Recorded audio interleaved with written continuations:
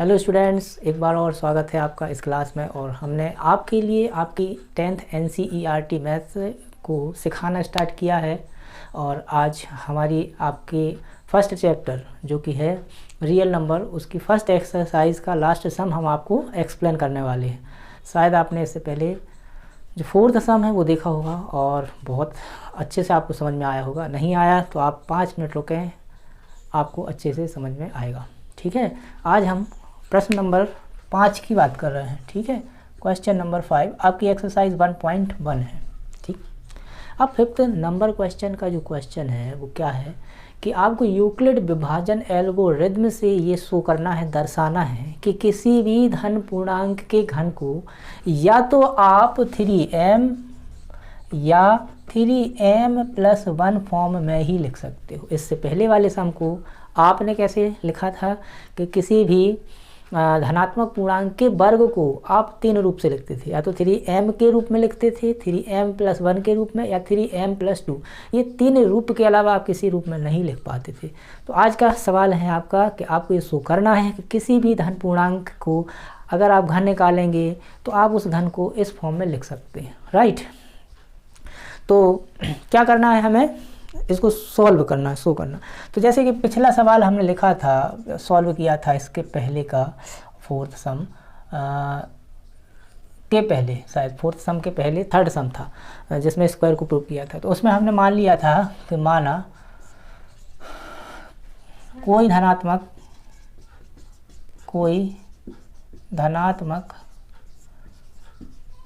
पूर्णांक 3q+1 3q+2 के रूप में है, ऐसे कुछ लिखा था।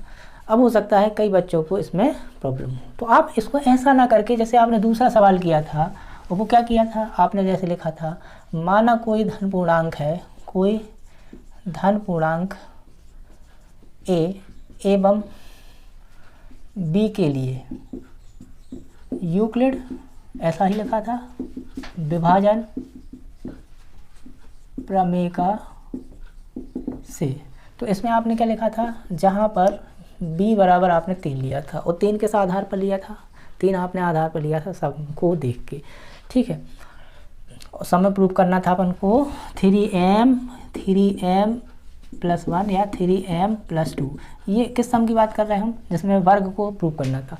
तो यहाँ क्योंकि 3 था इसलिए आपने 3 लिया था। लेकिन अब आप कहेंगे कि यहाँ पर आपने 3 क्यों लिया, क्योंकि आपके प्रश्न में तो है, हाँ, आपके प्रश्न में यहाँ 9m है। क्या है, 9m है, सॉरी, ये 9m या 9m+1 है।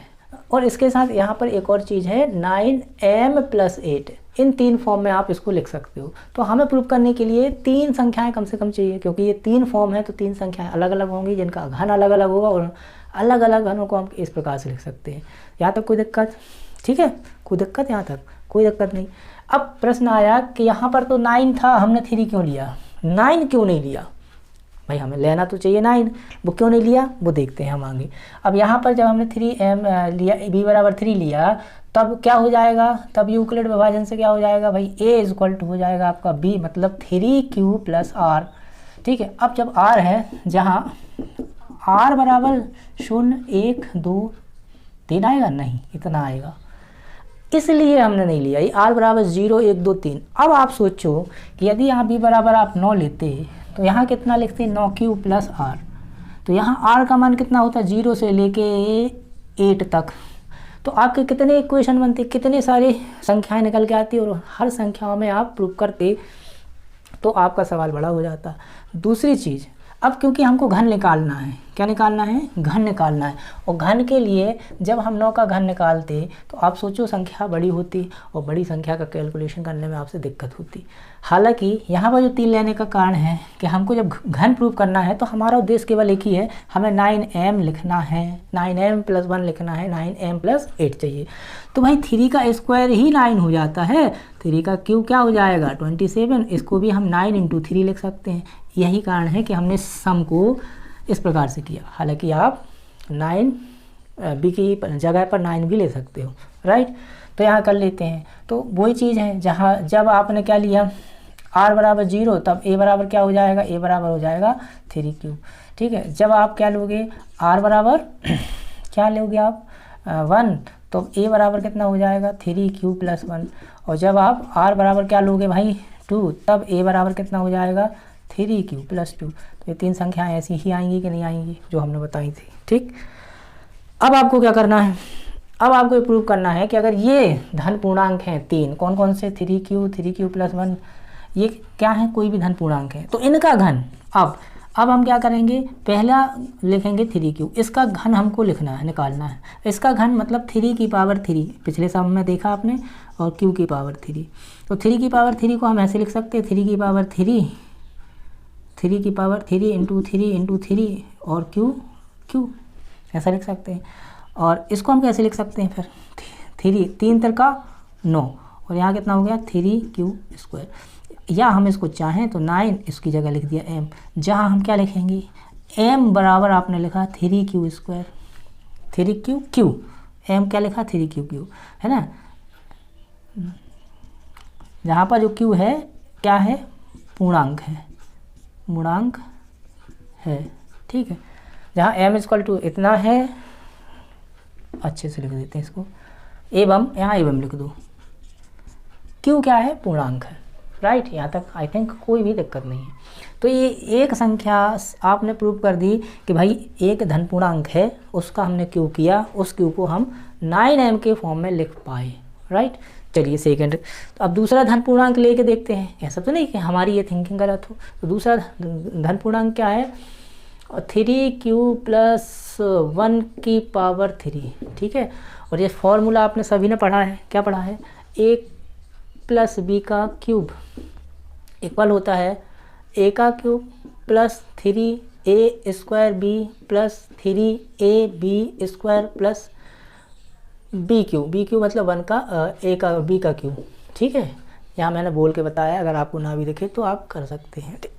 तो इसी प्रकार ये हो जाएगा, a मतलब क्या है, यहाँ a ये है और b ये है, तो a का क्यूब + 3a² मतलब 3q का स्क्वायर इंटू b + 3 × q मतलब b इंटू b² मतलब 1 का स्क्वायर + 1 का क्यूब, ऐसा ही होगा। इसको हमने किया तो 3 3 ये हो गया 27। आप ऐसा भी कर सकते हो, या आपने जैसे 3q को सॉल्व किया था ऐसे भी कर सकते हो। ठीक है, ये हो जाएगा 3 इंटू ये हो गया 9, क्या हो जाएगा 9q², 1 का गुणा होता तो कोई फ़र्क नहीं पड़ता। ये हो गया 3 3 का 9q + 1 का स्क्वायर 1 और गुणा हो गया तो कोई फ़र्क नहीं पड़ा, इतना आ गया। अब यहाँ हमने लगा दिया ब्रैकेट, क्या लगा दिया ब्रैकेट। अब ब्रैकेट लगाने के बाद हमने क्या किया सभी पदों में हमें 9 दिख रहा है, यहाँ पर भी 9 है, इसको बाहर निकाल दो, यहाँ पर भी भाई 9 है, ये 27 है, ये 9 है, ये 27 है, तो यहाँ कितना आएगा 9 3 27 और q² को तो हमने q की पावर 3 को हमने तो छुआ नहीं। इसी प्रकार यहाँ से 9 सीधा सीधा बाहर निकल गया, यहाँ कितना बचा 3q², यहाँ से 9 चला गया, क्या बचा q + 1। अब इसको हमने क्या किया, इस पूरे की जगह हम अगर m ले लें तो क्या हो जाएगा ये m + 1। इसका अर्थ क्या हुआ कि 3q + 1 का क्यूब। भाई इस संख्या को भी हम किस फॉर्म में लिख पाए 9m + 1 फॉर्म में लिख पाए। यहाँ पर भी हम 3q का क्यूब भी हम किस फॉर्म में लिख पाए 9m के फॉर्म में लिख पाए। ठीक है, यहाँ जहाँ m किसकी जगह लिखा है हमने m किसकी जगह लिखा है m किसकी जगह लिखा है m लिखा है हमने 3q की पावर 3 + 3q² + q। और q क्या है, और q क्या है, q एक पूर्णांक है। क्या है, ये पूर्णांक है, कोई भी पूर्णांक हो सकता है, इसकी जगह कुछ भी पूर्णांक रखा जा सकता है, 0 रखा जा सकता है, 1 रखा जा सकता है, 2 3 4 है ना, कोई भी पूर्णांक, ऋण की भी पूर्णांक रखी जा सकती है। लेकिन आपके चैप्टर में केवल स्पष्ट तौर पर कहा गया है धनात्मक पूर्णांक की बात की गई है, तो हम धन की संख्या रख सकते हैं। अब इसी प्रकार से हम क्या करेंगे, अब हमारी कंडीशन आई कि भाई 2 कंडीशन में तो ये सही हो गया, 2 चीज़ें प्रूव भी कर ली हमने, एक तो 9m और एक 9m + 1 के फॉर्म में लिखा जा सकता है। अब हमको प्रूव करना रह गया 9m + 8 के फॉर्म में लिखा जा सकता है क्या, तो उसके लिए हम क्या करेंगे, अब 9m + 8 का क्यूब निकालेंगे। फॉर्मूला ऊपर वाला ही लगेगा, यहाँ तो 3m + 8 गलत हो गया ये क्या रखेंगे हम 3q प्लस 2 रखेंगे, 3q प्लस 2 रखेंगे, 3q प्लस 2 रखेंगे, क्या रखेंगे 3q प्लस 2 रखेंगे। तो 3 का क्यूब कितना हो जाएगा, ऐसा लिख लो 3q का cube plus 3 into Q A, मतलब ए क्या है यहाँ 3q का स्क्वायर इंटू बी मतलब 2, और यहाँ पर कितना आ जाएगा 3 इंटू ए मतलब 3q plus B square into B square, और प्लस बी का क्यूब मतलब 2 का क्यूब। इसको किया तो कितना आ गया 27 क्यू प्लस ये कितना हो गया 3 3 का 9, इसको ऐसे ही लिखो 9q स्क्वायर इंटू 2 प्लस ये कितना हो गया 3 3 का 9q स्क्वायर इंटू 4 प्लस ये कितना हो गया 8। ठीक है, अब यहाँ से यहाँ तक आप ब्रैकेट लगाएं और यहाँ से फिर 9 निकाल दें, तो यहाँ क्या कितना बचेगा 9 तिया भाई 27 है, 9 तिया 27। ठीक है, यहाँ से 9 निकल गया बचेगा कितना 2 और 3, तो 2 और 3 कितना हो गया 6q स्क्वायर। यहाँ से 9 निकल गया कितना बचा 4q अकेला बचेगा है ना, स्क्वायर नहीं 4q बचेगा, प्लस कितना हो गया 8। आप इसको कैसे लिख सकते हो 9 इस पूरे की जगह लिखो m, तो प्लस क्या हो गया 8। इसका क्या मतलब हुआ, इसका मतलब हुआ कि आप किसी भी संख्या को मतलब 3q प्लस 2 एक कोई पूर्णांक है, इसके क्यूब को आप 9m प्लस 8 के फॉर्म में लिख पाए, जहाँ m क्या है, m जो है वो है आपका 3q plus 6q square plus 4q। ठीक है, एवं जो q है एक पूर्णांक है, यहाँ धनात्मक पूर्णांक भी हम इसको बोल सकते हैं। ठीक है, तो ये प्रूफ हो गया है ना, ये प्रूफ हो गया कि किसी भी धन पूर्णांक के घन को हम या तो 9m या 9m प्लस 1 या 9m प्लस 8 के फॉर्म में लिख सकते हैं। ठीक है, तो आई थिंक आपको ये सवाल बहुत अच्छे से क्लियर हुआ होगा।